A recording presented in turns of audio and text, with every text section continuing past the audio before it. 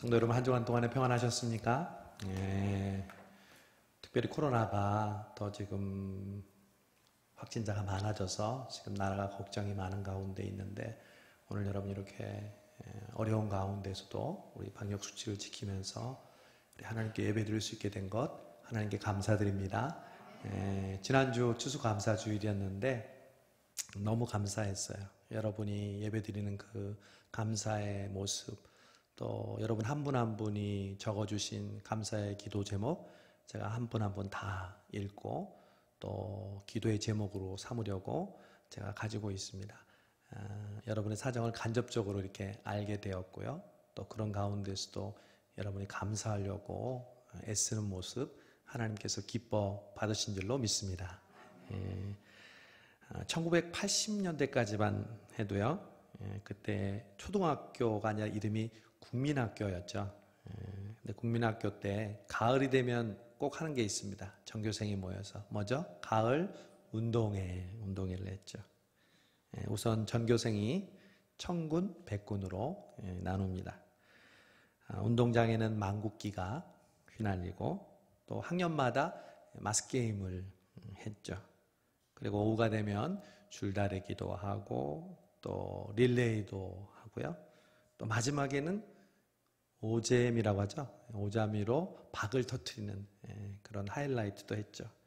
그런데 그 중에서 저학년들이 가장 기다리는 시간은 노트하고 연필을 주는 100m 달리기였습니다.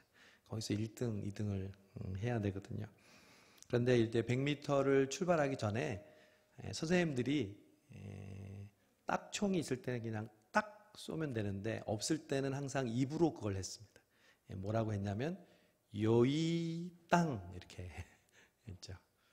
그때를 아십니까? 그 요이가 사실은 일본 말입니다. 일본 말인데 뜻은 준비란 뜻입니다. 준비. 영어로 하면 ready, go 이렇게 하는 건데, 우리 일본 문화의 영향으로 요이 땅이라는 말을 했는데, 여러분 오늘 이제 다음 주부터 성탄절을 준비하는 4주의 대림절이 시작됩니다. 강림절이라고 하는데, 그 성탄절은 그냥 오지 않고요, 4번의 대림절을 통해서 준비하는 그러한 주간을 맞이합니다. 그런 의미에서 오늘 말씀을 통해서 준비라는 주제로 함께 여러분과 은혜를 나누려고 합니다. 하나님의 속성과 성품 가운데 가장 중요한 성품이 있는데, 그것은 바로 준비하시는 하나님이시라는 겁니다. 우리는 준비하는 하나님 하면 딱 떠올리는 단어가 있습니다. 뭐죠? 여호와 이레, 준비하시는 하나님. 바로 아브라함의 이야기를 통해서 우리가 잘 알고 있죠. 그래서 그런 찬송도 참 어렸을 때 그리고 교회에서 많이 불렀던 것 같습니다.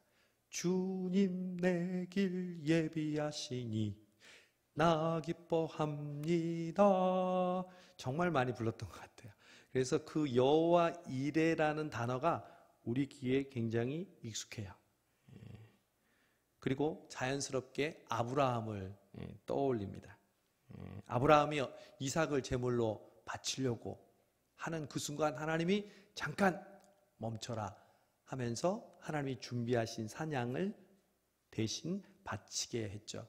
그래서 아브라함이 그 제단의 제물을 통해서 하나님께 예배를 드리고 하나님을 여호와 이레, 준비하시는 하나님이라 불렀더라.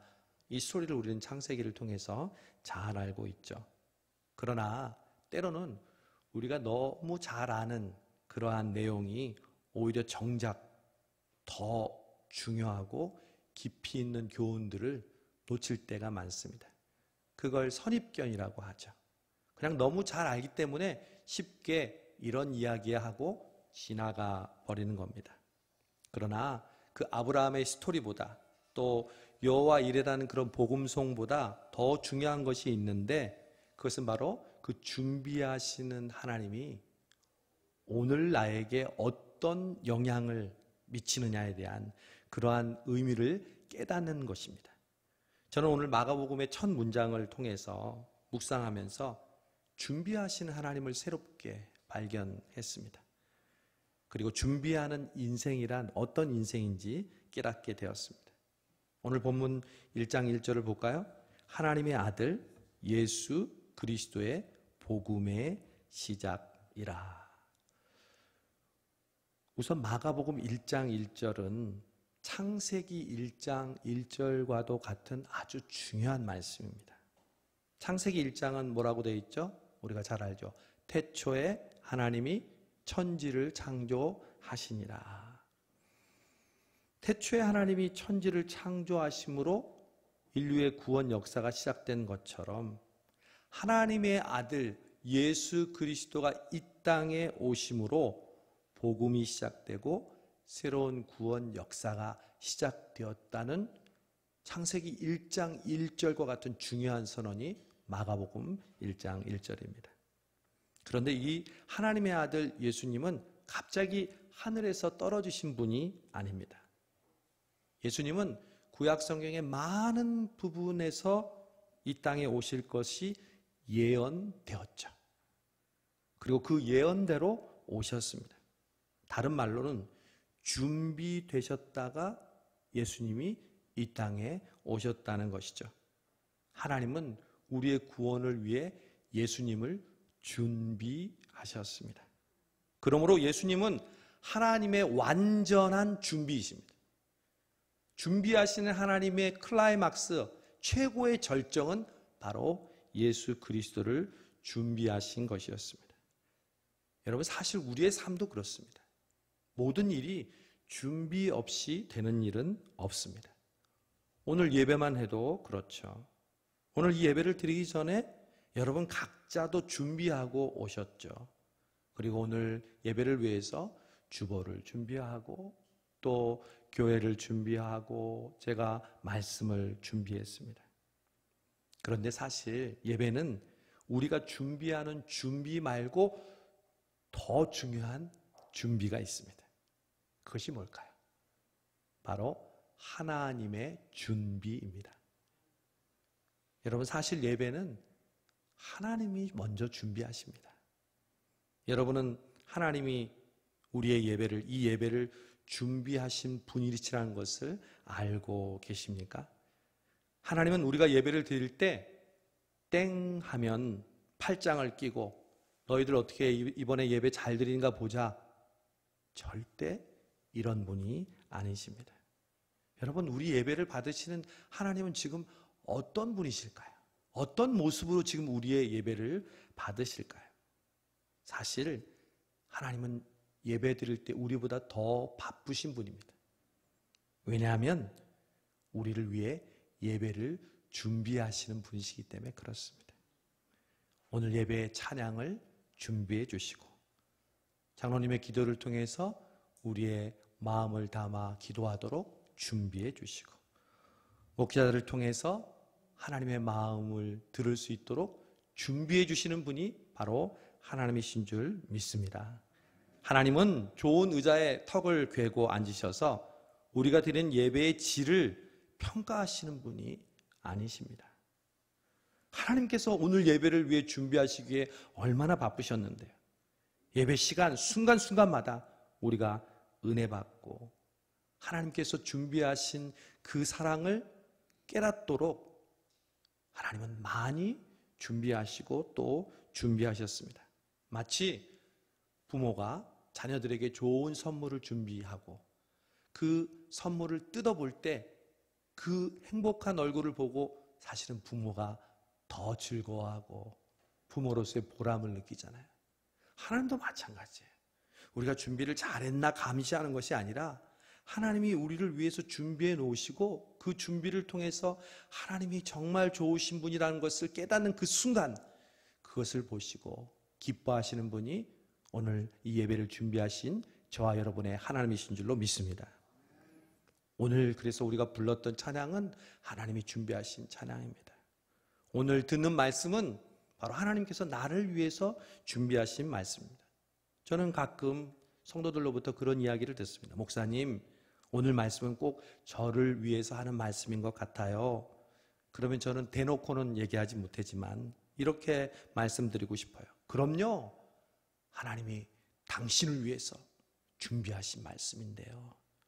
여러분, 항상 말씀을 들을 때마다 그런 마음으로 들으시기 바랍니다. 오늘 들려지는 말씀은 하나님이 나를 위해 준비하신 말씀이다. 그렇게 믿는 사람들은 반드시 하나님의 은혜, 나를 향한 하나님의 응답을 발견하게 될 줄로 믿습니다. 그래서 결국 예배는 이렇게 정의할 수 있습니다. 예배란 준비와 준비의 만남입니다. 내가 하나님께 정성스럽게 준비하고 그보다 그 위에 하나님께서 나를 위해서 준비하는 그 준비가 만나는 시간이 바로 예배인 줄로 믿습니다. 우리는 예배를 준비해야 된다는 얘기는 귀에 못이 박히도록 어려서부터 많이 들었습니다. 예를 들면 헌금을 정성스럽게 준비해라. 옷을 단정하게 입고 준비해라. 저는 어렸을 때부터 새 옷이나 새 신발을 사면 맨 먼저 언제 입으라고 그래요? 주일날 교회 갈 때. 그 말이 바로 우리의 준비하는 자세를 말하는 것이죠. 그런데 그보다 더 중요한 것이 있습니다. 우리가 준비하는 것 중에 외적으로 보이는 것보다 더 중요한 준비가 있는데 그것은 바로 마음의 준비입니다. 그 마음의 준비를 다른 말로 하면요, 기다림입니다. 하나님이 가장 기뻐하시는 준비는요, 기다림입니다. 여러분은 언제 예배를 기다리면서 예배를 드리셨습니까? 그것이 오늘입니까? 아니면 오래전 일입니까? 사실 예배는 예배 드릴 때 시작되지 않아요. 이미 기다릴 때부터 시작이 됩니다. 그 기다리는 사람들은요, 설교가 어떻게 하고 찬양이 어떻게 하냐가 중요한 것이 아니라 그냥 예배 드리기 위해서 자리에 앉으면 벌써 은혜가 몰려옵니다. 왜? 하나님을 기다리고 있기 때문에. 그 기다리는 사람이 왜 은혜 받는지 아세요? 하나님께서 우리를 기다리시기 때문에 그렇습니다. 여러분, 하나님을 기다리면서 이 예배에 오셨습니까? 잘하셨습니다. 그런데 우리 하나님은 여러분을 더 기다리셨다는 사실을 명심하시기 바랍니다.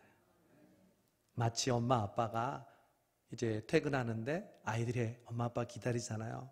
그리고 문 여는 소리가 들으면 엄마다, 아빠다 그러면서 달려 나오잖아요.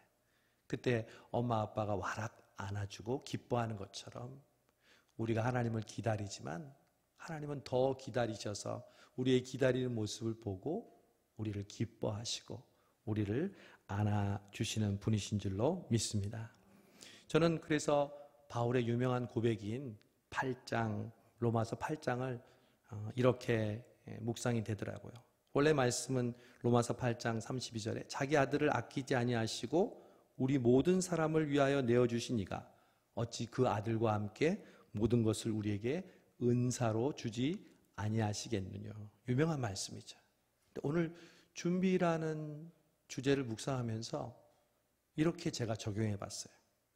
자기 아들을 아끼지 아니하시고 우리를 위해 준비하신 이가 어찌 그 아들과 함께 모든 것을 우리에게 준비하지 아니하시겠느냐.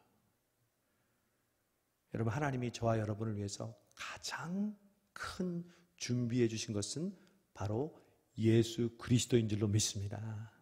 그 준비를 우리가 경험한 것은 가장 큰 준비를 경험한 것이죠. 이삭이 하나님께 제단을 쌓고 이제 아버지가 이렇게 장작도 준비하고 또 불도 준비했는데 재물이 없는 거예요. 그래서 아버지에게 이렇게 물었죠. 아버지, 불과 나무는 있는데 번제할 어린 양은 어디 있습니까? 여러분, 그때 아브라함의 아버지의 마음이 어땠을까요? 지금 아들을 잡아서 죽이려고 하는데 아들이 아버지, 재물이 안 보이는데요? 재물이 어디에 있습니까? 이때 아브라함이 이렇게 대답하죠. 저는 이 말씀을 읽는데 참 새로운 기분이 들었습니다.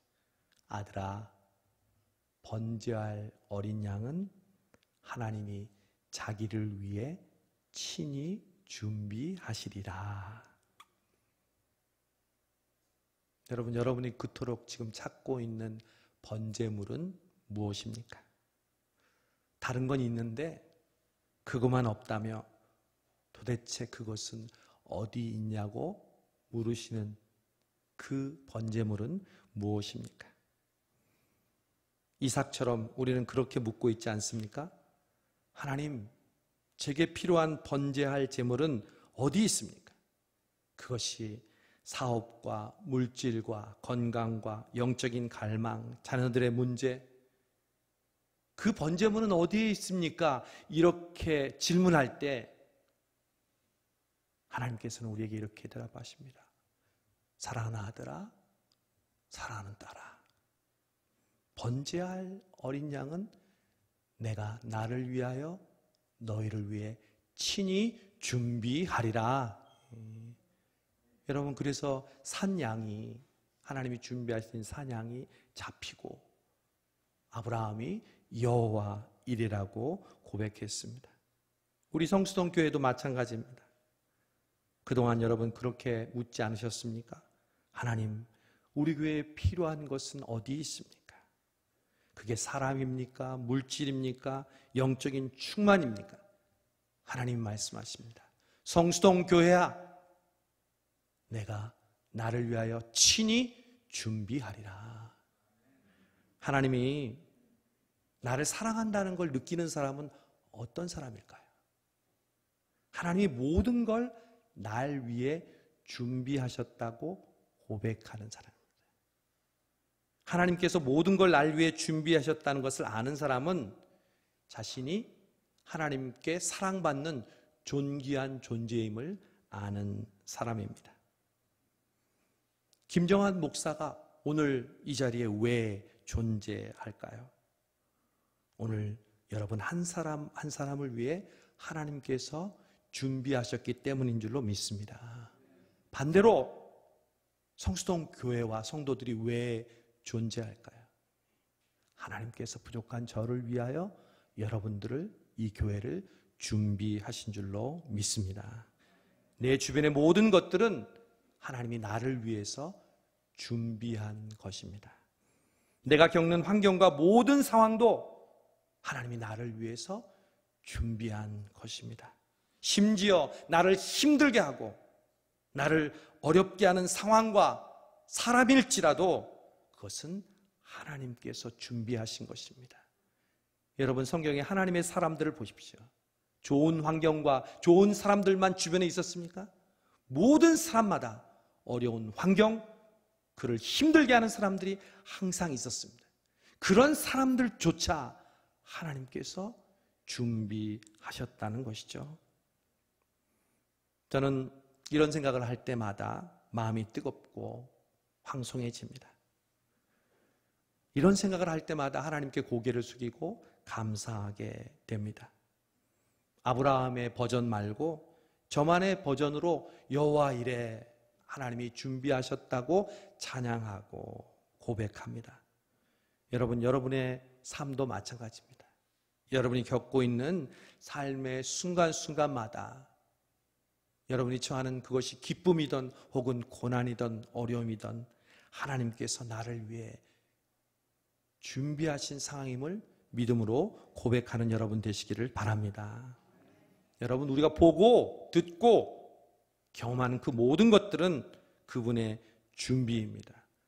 그럴 때 우리는 준비하시는 하나님을 찬양하고 그분이 준비하신 진정한 은혜와 응답을 발견하게 될 것입니다.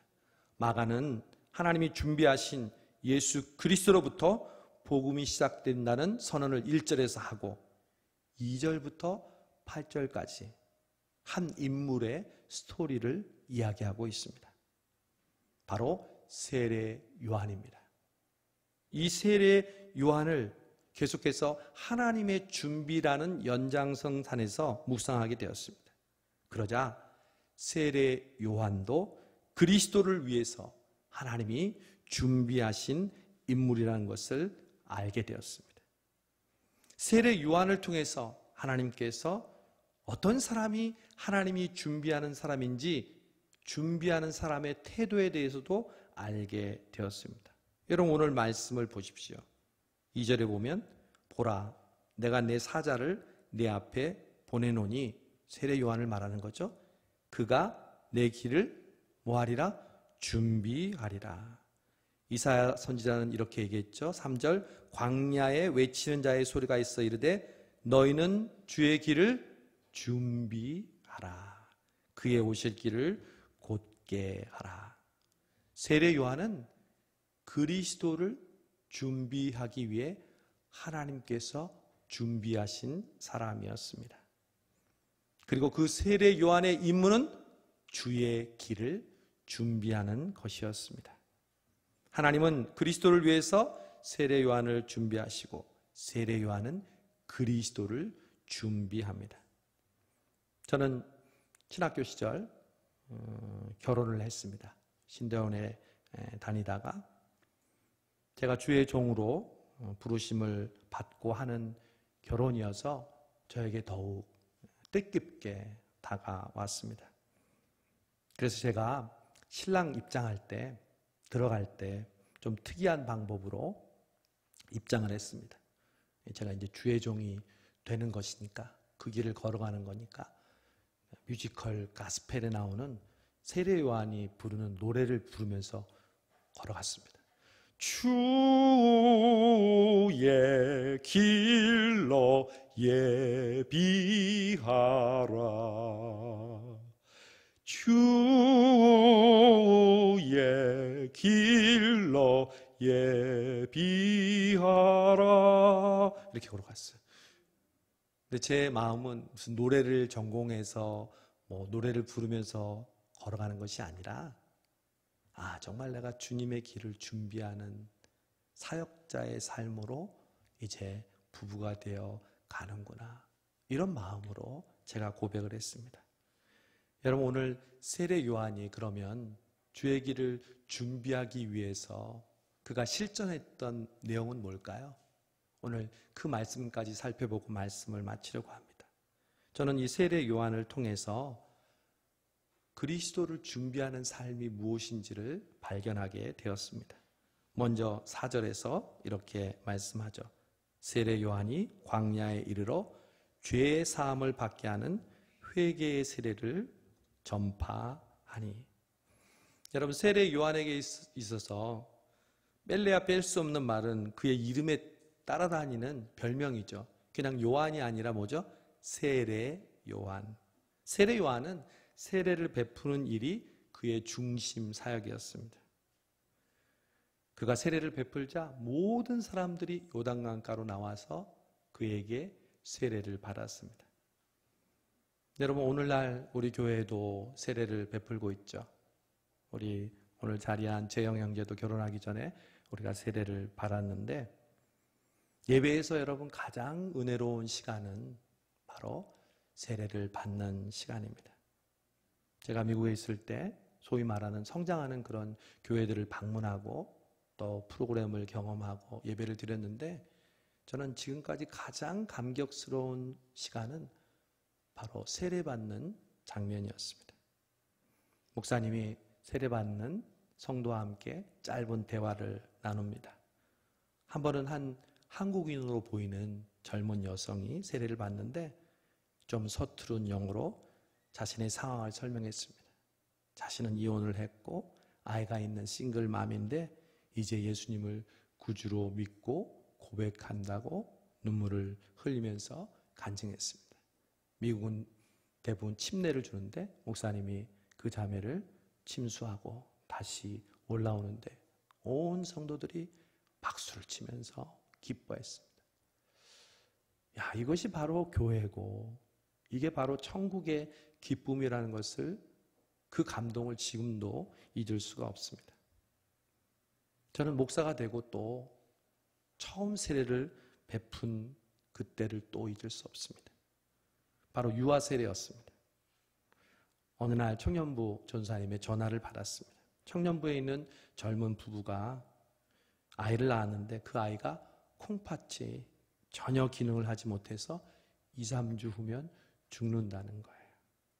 그래서 죽기 전에 목사님을 모셔서 세례를 받고 싶다고 했습니다. 그래서 전사님과 청년회장과 함께 병원으로 갔습니다. 아기를 봤어요. 갓 태어난 아기인데 너무 이쁘고 너무 건강해 보였습니다. 몇 주 있으면 죽을 아이처럼 전혀 보이지 않았습니다. 집에 있는 아기 침대에 누워보지도 못하고 병원에 있다가 이제 세상을 떠나야 할 그런 처지에 처해 있는 거죠. 아빠가 담담하게 그동안 울음을 잘 참고 있다가 저와 전사님이 가니까 부둥켜 안으면서 눈물을 터뜨리더라고요. 그러면서 아기에게 하는 말이 아들아, 아기야 미안해, 아빠가 미안해. 말없이 눈물만 계속 흘리더라고요. 그 아이의 이름이 나단이었는데 제가 나단 머리 위에 성부와 성자와 성령의 이름으로 세례를 베푸노라 하면서 유아 세례를 주었습니다. 저는 그 순간 위로의 하나님이 성령님께서 그 부부와 우리 모두를 위로하고 있다는 것을 생생하게 느낄 수 있었습니다. 아, 하나님이 나단을 위해서 천국을 준비하고 계셨구나 알게 되었습니다. 여러분, 세례를 받는다는 것이 무슨 의미입니까? 자신의 죄를 뉘우치고 고백하는 것을 의미합니다. 여러분, 세례 요한처럼 준비하는 삶을 사는 것은 늘 우리의 자신을 뉘우치고 우리의 죄를 고백하는 삶을 의미합니다. 끊임없이 나의 잘못을 말씀과 성령의 거울 앞에 비추어 보고 또 뉘우치는 것. 그래서 내 마음속에 새로운 변화와 새로운 각오가, 새로운 가치관의 변화가 일어나는 것. 그것이 바로 세례 요한이 우리에게 보여주었던 준비의 가장 중요한 모습입니다. 앞으로 여러분 성탄절이 오고 다음 주부터 대림절이 시작되는데 그 4주의 기간을 통해서 우리는 무엇보다 우리의 자신의 온전하지 못한 모습을 뉘우치고 하나님 앞에 거룩한 모습으로 나아가야 할 줄로 믿습니다. 오늘 세례요한을 통해서 마지막으로 또 다른 준비하는 모습이 나타납니다. 물론 약대토롯을 입고 메뚜기와 석청을 먹는 절제의 삶을 살았지만 저는 7, 8절을 통해서 세례요한의 진정한 준비가 무엇인지를 발견합니다. 그가 전파하여 이르되 나보다 능력 많으시니가 내 뒤에 오시나니 나는 굽혀 그의 신발끈을 풀기도 감당하지 못하겠노라. 나는 너희에게 물로 세례를 베풀었거니와 그는 너희에게 성령으로 세례를 베풀리라. 여러분, 지금 세례 요한의 인기가 하늘을 찌를 듯합니다. 아직 예수님은 사역을 시작하지 않으셨기 때문에 사람들이 세례 요한이 메시아인 줄 알 정도로 세례 요한에 대한 존경과 그에 대한 인기는 하늘을 찌를 듯했습니다.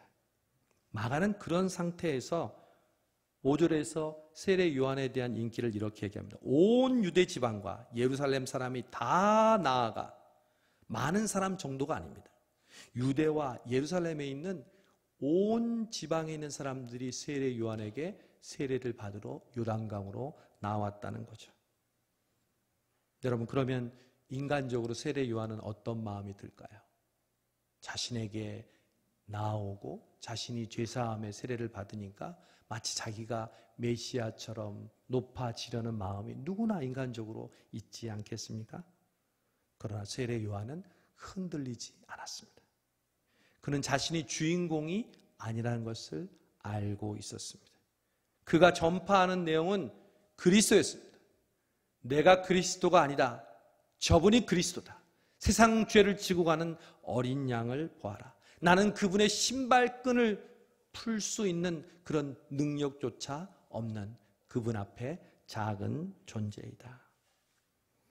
여러분, 자신이 잘 나갈 때, 자신이 많은 사람에게 주목받을 때 자기 자신을 드러내고 높이는 것은 인지상정입니다. 그러나 그리스도를 위해 준비하는 사람은 겸손한 삶을 삽니다. 준비하는 두 번째 우리가 본받아야 할 교훈이 바로 이것입니다. 겸손입니다. 그랬더니 예수님께서 이 세례 요한을 높여 주십니다. 여자가 낳은 자 중에 가장 큰 자가 세례 요한이라고 말씀해 주십니다. 여러분, 하나님은 원칙이 있습니다. 그것은 수천 년 전이나 지금이나 변함이 없습니다. 하나님은 교만한 자를 대적하시고 겸손한 자에게 은혜를 베풀어 주십니다.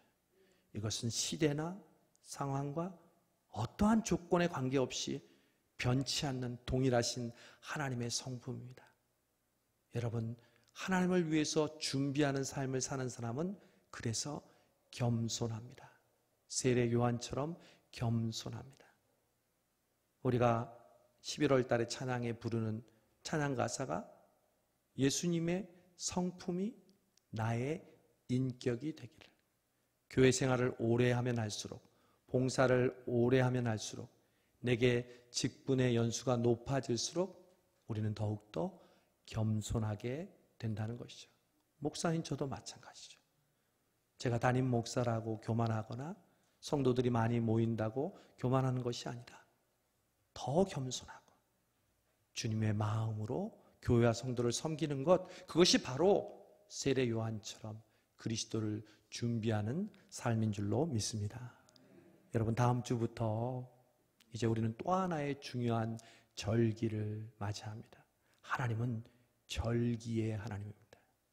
마치 계절에 따라서 우리가 옷을 갈아입는 것처럼, 자연이 자신들의 그러한 환경을 바꾸는 것처럼 우리도 똑같습니다. 절기를 맞으면서 우리의 신앙의 옷을 갈아입고 새롭게 하나님을 바라봐야 합니다. 12월 25일 성탄절 전에 4번의 대림절을 우리는 맞이합니다. 그 대림절은 바로 주님을 준비하는 기간입니다. 누가 진정한 성탄절을 맞이하느냐?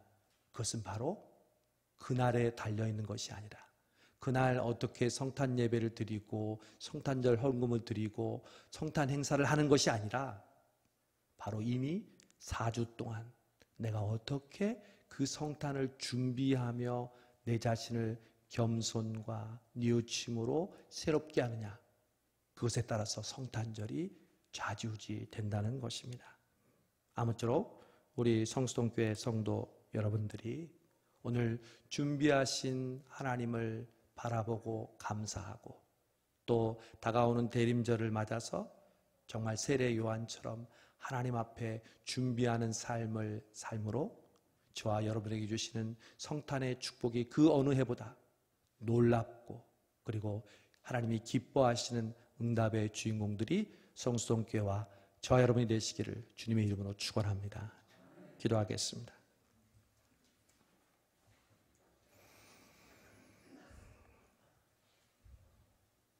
준비하시는 하나님을 찬양합니다.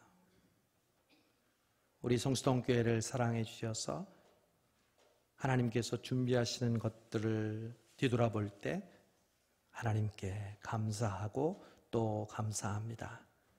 오늘 이 예배를 저희 한 사람 한 사람을 위해서 준비해 주시고, 그 준비된 하나님의 은혜를 통해 하나님을 다시 한번 깨닫고 노래하고 높일 수 있도록 인도해 주심을 감사합니다. 우리 성수동 교회가 하나님처럼, 또한 예수님처럼, 세례 요한처럼 주님의 오시는 성탄을 준비하는 대림절을 맞게 해주시고, 겸손하고 자신의 삶을 뉘우치며 하나님이 기뻐하시는 삶을 살아가는 은혜의 주인공들 되게 하여 주옵소서. 예수님의 이름으로 기도하옵나이다. 아멘.